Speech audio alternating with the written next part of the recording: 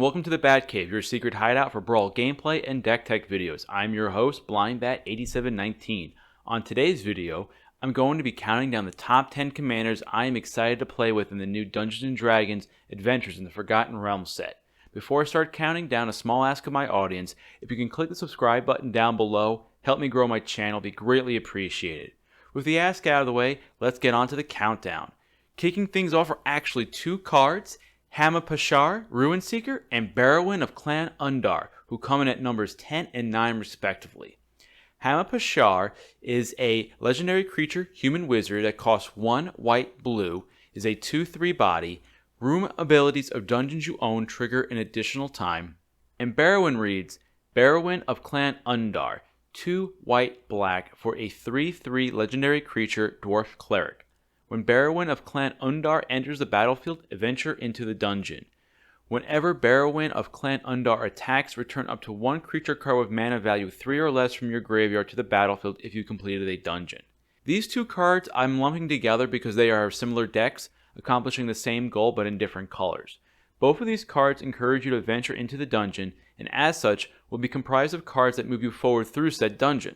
Both decks also seem to be fairly aggressive in wanting to attack the opponent as well. I give Barrowin the slight edge here because I think the recursion is better than the double trigger over the long game, but I may be wrong about that. Bonus deck ideas: putting both of these creatures together in an Esper build with a Layla Artful Provocateur, or in a Tazri Beacon of Unity deck, where I pair the dungeon venturing mechanic with the party mechanic.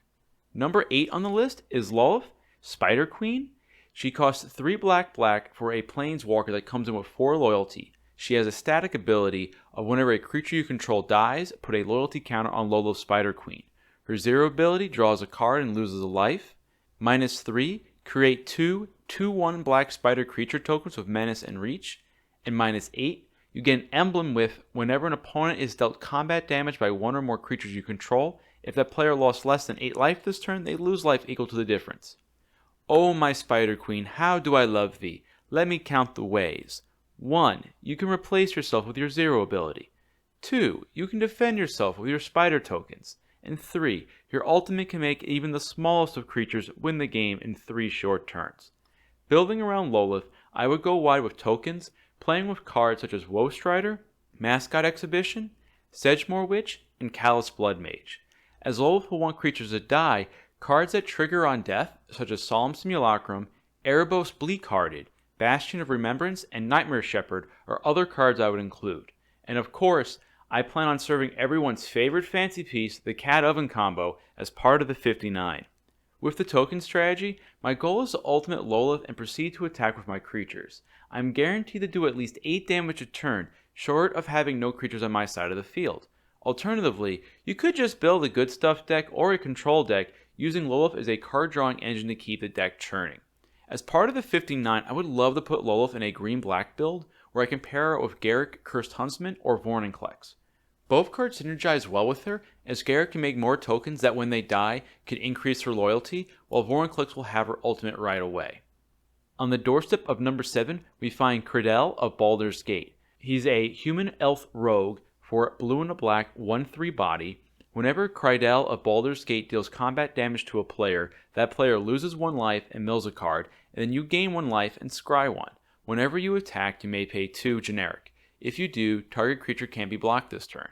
Finally, a true rogue leader. If you hated rogues in Standard, well, I'm sorry, but you'll now be seeing that deck more often in Brawl. Everything that the rogues deck is trying to do in Standard, Credell emphasizes. Attack the opponent? Check. Incidental mill? Check. Expect all of your favorites to be ported over, such as Thieves Guild Enforcer, Soaring Thought Thief, Into the Story, Teferi's Tutelage, and Didn't Say Please. Sometimes it's fun to play the bad guy, so I'm planning on building my own Rogues Mill deck when the set releases. Next up at number 6 is Brunar Battle Hammer. He costs 2 red-white for a legendary creature dwarf warrior with a 5/3 body. Each creature you control gets +2/+0 for each equipment attached to it. You may pay 0 rather than pay the equip cost of the first equip ability you activate each turn. Finally, I have decided to build the red-white equipment deck that has been around since Zendikar Rising. Among all the choices, I believe Brunar is the best. He makes the first thing I equip for free and gives my creatures a pump for each thing they are holding on to. Akiri and Nahiri will be included in the deck for the card advantage they provide and can act as backup commanders if Brunar gets taken out of commission. Now, the biggest hurdle to overcome when building an equipment deck is finding the balance between creatures and equipment. So I'm looking forward to running the new Dragon Icing Death, Frost Tyrant, which can turn into a sword once he dies. Dancing Scimitar does the opposite, turning in a 2/1 flying creature with ward 1 when the equipped creature dies. While it's kind of obvious that when Icing Death dies and it leaves behind equipment, that's great value and that you have more equipment to play with, it doesn't seem as obvious with Dancing Scimitar, but one of the issues that it mitigates by turning into a creature is that there's oftentimes you'll have a lot of equipment in play, but nothing to attach it to. So once if the creature in combat dies, which may have been the only creature, if Dancing Scimitar was equipped to it, obviously, it will now leave me behind a new creature that I can now suit up with more stuff. Havlar and Taraf will also be included in the deck due to their dual-faced nature of being creatures and equipment. Before entering my top 5, if you liked the video so far, please click the like button down below. If you really like what I'm doing, please consider subscribing to the channel to help me grow. Lastly, if you want to see any more of my content, click on the playlist showing up on the top right corner of your screen. Alrighty, up next at number 5 is Trelasara, Moon Dancer. She costs white-green for a 2/2 legendary creature elf cleric. Whenever you gain life, put a +1/+1 counter on Trelasara, Moon Dancer and scry 1. Green-white is one of the two color pairs I play least, right behind red-white, mostly because the legendary creatures that Wizards has been printing lately in this color pairs have not been exciting to me. Trelasara changes that. I am looking forward to building a Voltron-style deck with her. There are a lot of ways of gaining life in the format right now, with plenty of payoffs, including Heliod Suncrowd, Righteous Valkyrie, and Speaker of the Heavens. Trelasara is a cleric, by the way. Just wanted to point that out, so if you wanted to swap out the black in your cleric tribal deck for some green, Trelasara will give you access to more consistent ramp, beefier creatures to end out the game, and better protection spells such as Heroic Intervention and Snakeskin Veil. What you lack for in the losing the removal because you're knocked out of the black, you do get some fight cards that are just about as good at times as some of the black removal spells.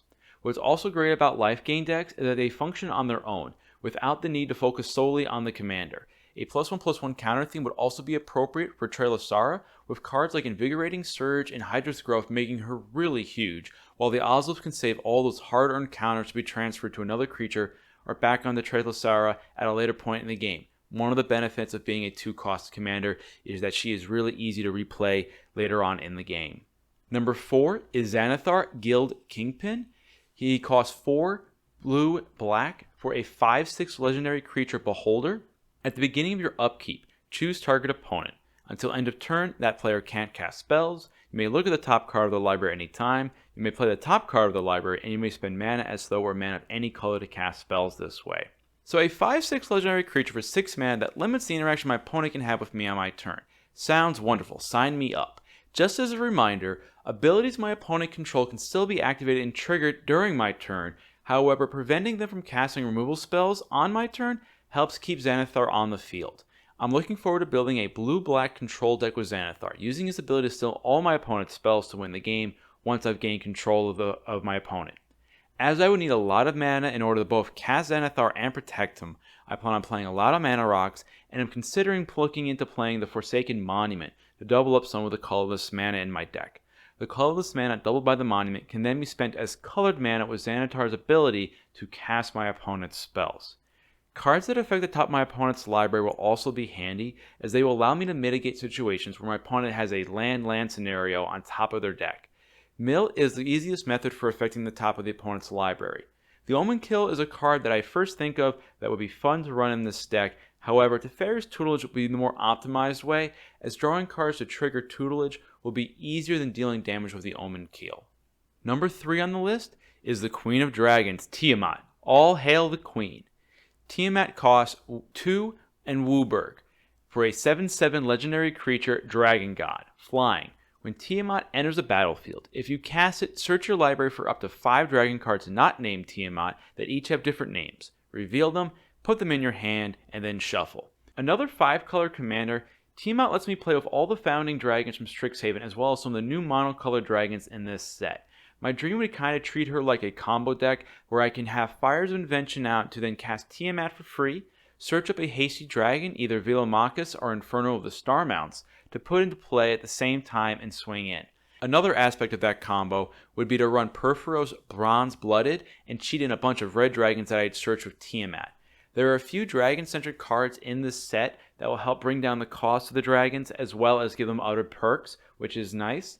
As a side note, I'm also happy that this set is releasing new dragon choices to search for with Magda, who along with a treasure sub-theme might be worth trying out in this deck as she can search out a bunch of dragons. Overall, I'm just happy that there's a dragon guide to play with all the dragons in the format right now. Number 2 on the list is Volo, Guide to Monsters. He costs 2 green-blue for a 3/2 body, legendary creature, human wizard. Whenever you cast a creature spell that doesn't share a creature type with a creature you control or a creature card in your graveyard, copy that spell. A copy of a creature spell becomes a token. This now is a commander who rewards you for diversifying your creatures as much as possible. As a deck building challenge, Volo looks like fun and I plan on building a menagerie for him to play with. He doesn't play well, however, with legendary creatures, but Uro and other legendaries that have worthwhile ETB triggers should be considered. Volo is also not a fan of creatures with the changeling mechanic, as they are all creature types, so do not run those cards as you'll never be able to trigger his ability if they are in play or in the graveyard. My biggest fear for Volo is in Standard Brawl that people will quickly find what the quote-unquote best creature card is for each creature type, and as a result, Volo decks in the future will become homogeneous and repetitive to play against. Regardless of this fear, I am looking forward to building and playing with Volo, seeing which big creatures can grace his presence. Before moving on to the number 1 slot, I just wanted to do a couple shoutouts to the honorable mentions that I have. First up is Oswald Fiddlebender. He's a birthing pod for artifacts, so I know I'm going to spend some time fiddling with a deck for him to see what he can do in Standard. Grazalax, Illithid Scholar. I'm seeing with him a tempo-based blue deck, mostly consisting of flyers, with some true drops that can get in, and maybe some vehicles as well.